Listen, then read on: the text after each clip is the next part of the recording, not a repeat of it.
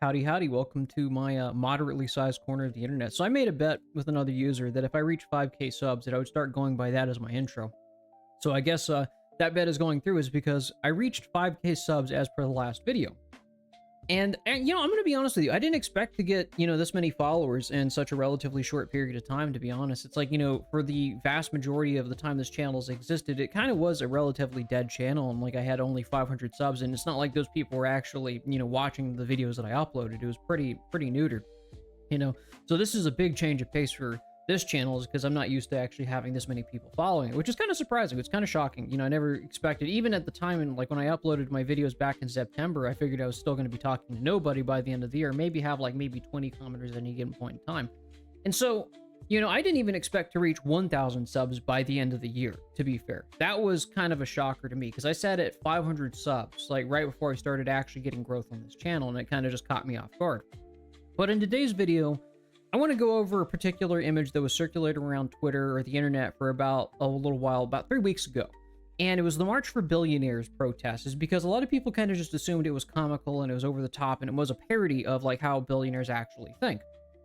And understandably so, is because who the hell would, march for billionaires, considering all the stuff that's come out with the Epstein class and the stuff they've been doing behind closed doors? Like, who in their right mind would be like, yeah, the people who own like all these properties and are charging everybody $3,000 a month, like Larry Fink, these people are important. We want to keep them in our state, California. That was what the image said.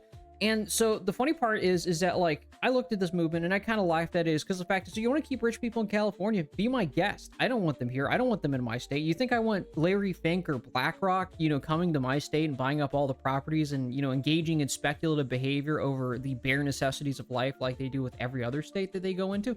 No, like, please stay in California. But there was one particular sign amidst that small crowd of March for Billionaires that kind of, it didn't really catch me off guard. But the fact is, I've talked a lot about it on this channel, and it's namely the purchasing power gaslights argument. There was a particular sign that said, if you make 60K a year, you're part of the global 1%.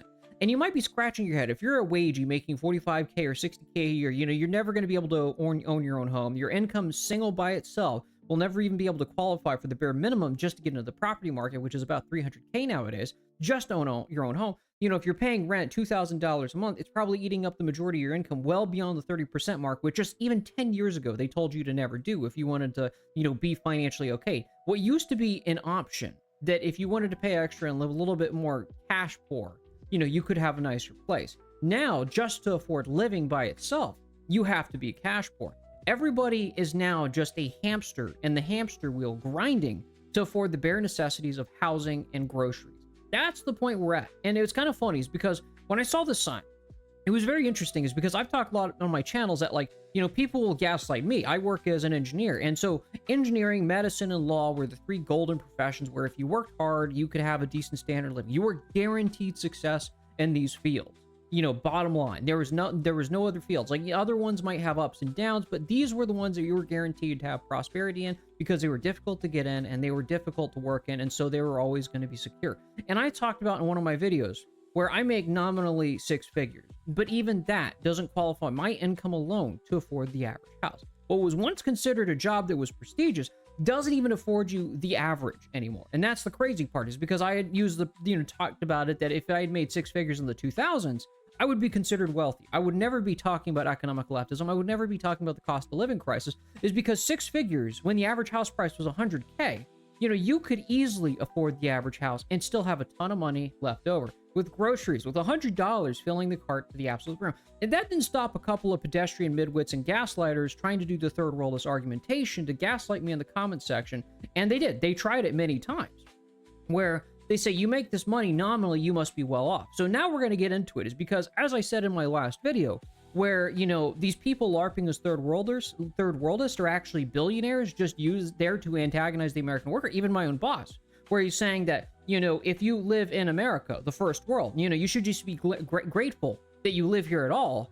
And you shouldn't contest any decline in the standard of living, is because there's starving children in Africa that are having their balls chewed off by tigers. And so there's no room for contesting this fact, is because you have this hidden privilege that you're part of this global 1%, that even if you're just renting and living paycheck to paycheck, you should be eternally grateful for, is because you're not a starving child in Africa having your balls chewed off by a tiger.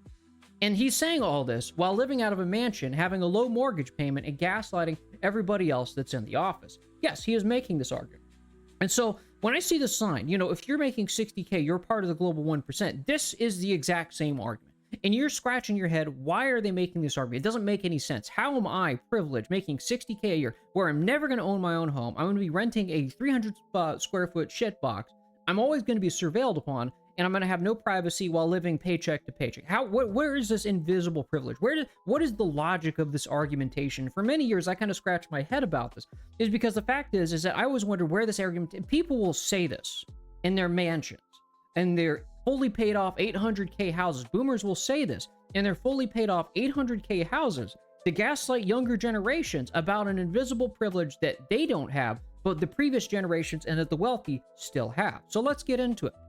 Let's analyze it. Why is it that when you make 60K a year, you're part of this mythical global 1%, that you're a part of the imperial core? There's this hidden privilege that exists that you have. And it's kind of funny, not to get into it too much, but 75 years ago, when the average income of a factory job could afford the average house, I would acknowledge this as a hidden privilege to be a part of the global 1%, especially considering the developmental levels for the rest of the world. But let's get into the logic of it. Let's get right back into logic, because I don't want to segue too much about saying that this invisible privilege existed 75 years ago. Let's get into the logic of it. Why is it that if you make 60K a year, that you're a part of this global 1%, this hidden privileged elite that, somehow doesn't seem to carry very far within the big city or the imperial core, as they call it, right? Let's get into it. So why is it?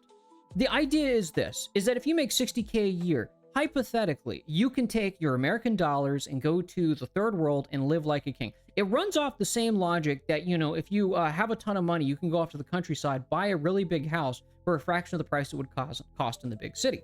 And it's interesting, is because the fact is that is the hidden privilege that the wealthy, that this person in this image right here is gaslighting you that you have. Now, let me explain why it's a gaslight, why I call it the purchasing power gaslights argument. Is because while it may be true that hypothetically you can take American dollars to the third world to live like a king, in this plain hypothetical, the biggest gaslight of them all is it makes the bare bone assumption that people living paycheck to paycheck in the city paying $3,000 a month, can actually save up the American dollars to go retire off into the countryside and the third world to live like a king. This is the gaslight I am talking about, is because it is all predicated off this logic. And more often than not, it's a self-report that the wealthy are basically saying. So when the wealthy and the ruling class say that it's your privilege, what they mean to say is it's their privilege.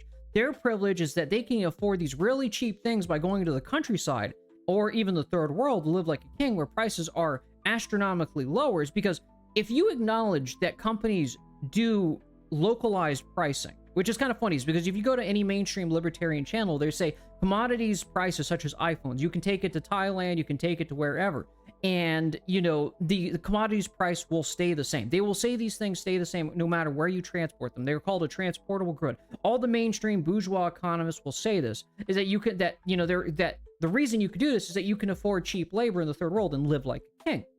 And so you pay cheaper prices in the imperial core, but then or in the third world than you do in the imperial core. And the funny part is that, because you pay higher prices in the imperial core, in the big city, because let's not pretend, if the cost of living is higher in these big cities, and you can never actually save up meaningful money to take to the third world in the first place, then where's the invisible privilege in that?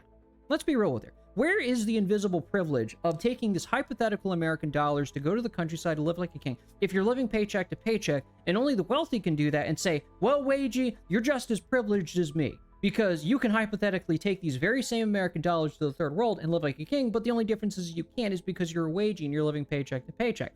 And so this kind of folds into the John Stossel argument about how, if you're upset about the cost of living crisis, move to the countryside, where there are no jobs, and so therefore you can afford a cheaper standard of living. Once again, it's a self-report of the wealthy that like to antagonize American workers over a privilege that they don't have.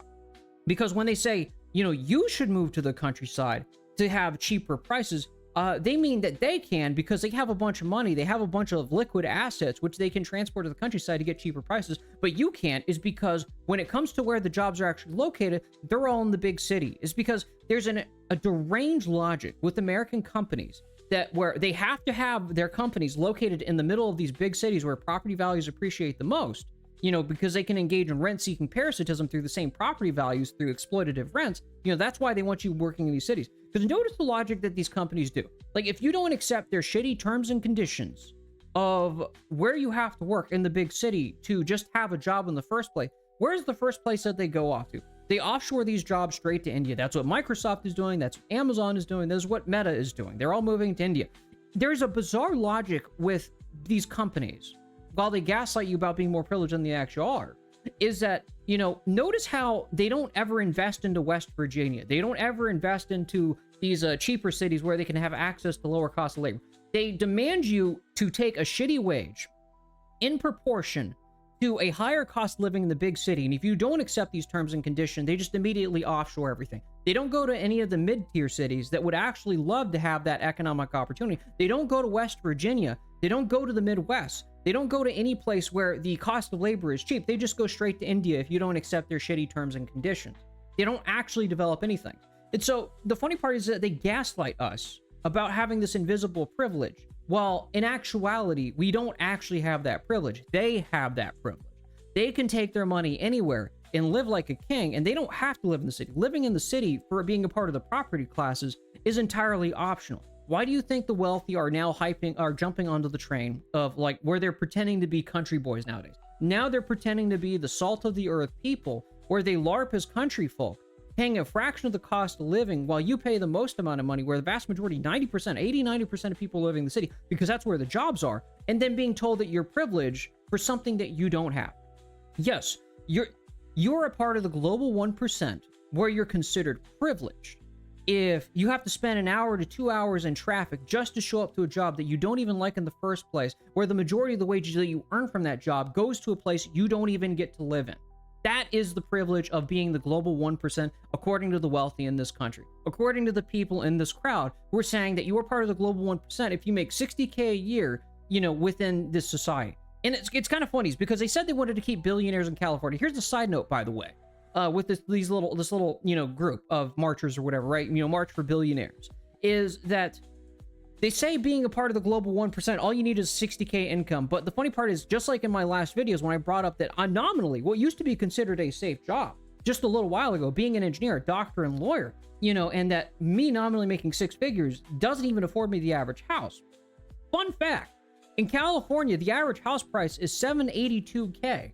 So making 60K doesn't even get you in the ballpark of an average house in California. And the bare minimum is $500,000 when it comes to California, because property prices are even more absurd in California than they are in any other part of the country. A 1,000 square foot, 2-bed, 2-bath house in California is $500K.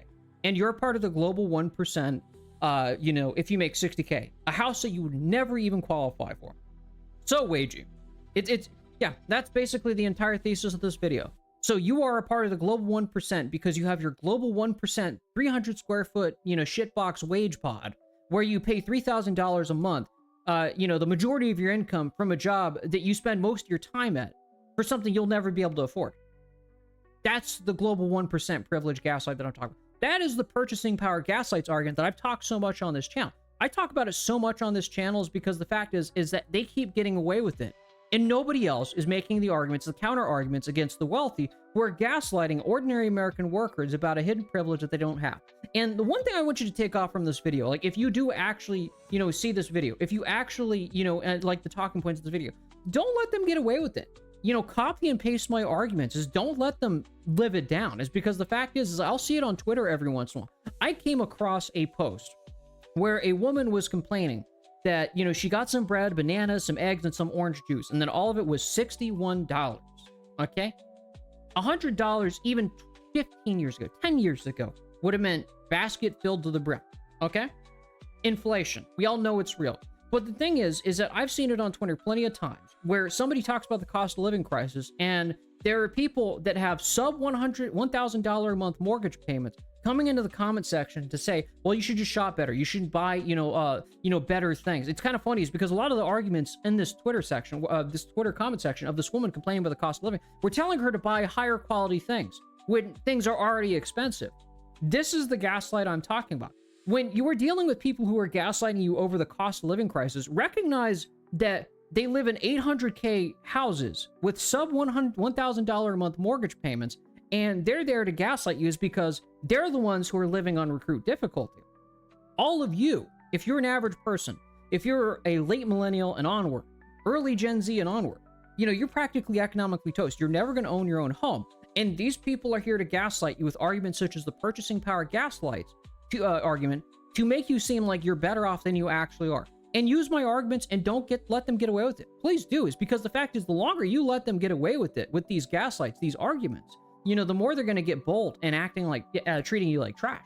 It's just a fact. Use my arguments and don't let them get away with it. It's because the fact is, at the end of the day, you know, you're going to have to stand up for yourself amidst lying and the gaslighting and this dog shit economy. That's what it is. You know, so you can either, you know, try and understand these arguments and use it against them to basically drive them up the wall and call them out on their gaslighting and lying behavior, or don't. Because at the end of the day, it's not going to get any better until you start standing up for yourself.